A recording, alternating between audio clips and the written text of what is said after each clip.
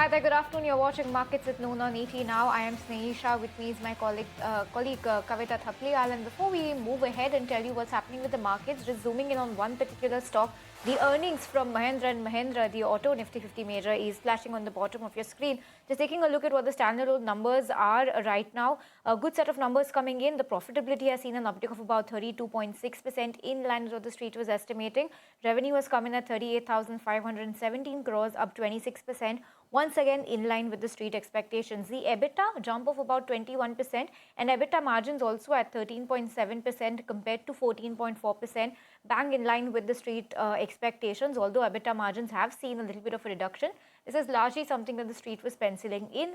There's been an impact of 293 crore rupees due to the new labor code. So that's a one-time impact on the profitability that we are seeing. So overall, good numbers coming in largely in line with what the street was expecting. Number one performer in tractors, market share of 44%, which is a downtick of 20 bips. So we are trying to understand more on how to read this. SUVs with revenue market share at 24%, which is up 90 bips. Before we take it through, take it across to an analyst to try and break down these numbers, let's take it across to my colleague Shrishti, who's waiting by with the earnings fine print on M&M. Shrishti, over to you. Largely inline set of numbers. Well, yes, inline set numbers coming in from M&M this time around. We have definitely seen the profit has come in line to what we were expecting at ET Now. Revenue too is in line to what we were expecting at close to 38,517 crores, and even the margin figure we have seen the margins too coming in line to what we were expecting. The margins now stood at 13.7%. That indeed is a fall on a YOY basis, and along with that, do mark the one-time labor code impact of 293 crores in the earnings this time around. But along with that, with respect to the market share, the company is saying that they have actually the tractor market share now stands at 44%. That's actually down 20 basis points. And along with that, the SUVs revenue market share that has jumped 90 basis points to 24.1% this time around.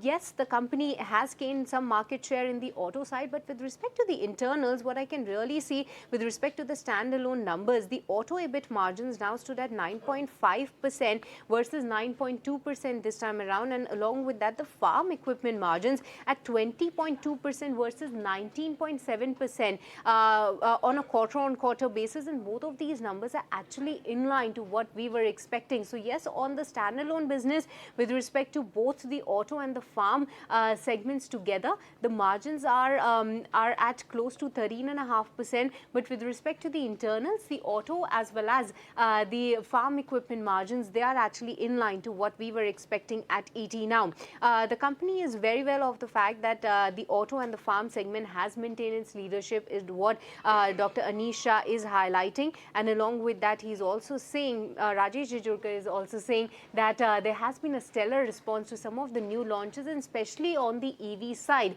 So that's the scorecard coming in from M&M, though the stock is a bit down from its day's highest points. Back to you. Okay, Shrishti, thanks so much for taking us through that. Let's get a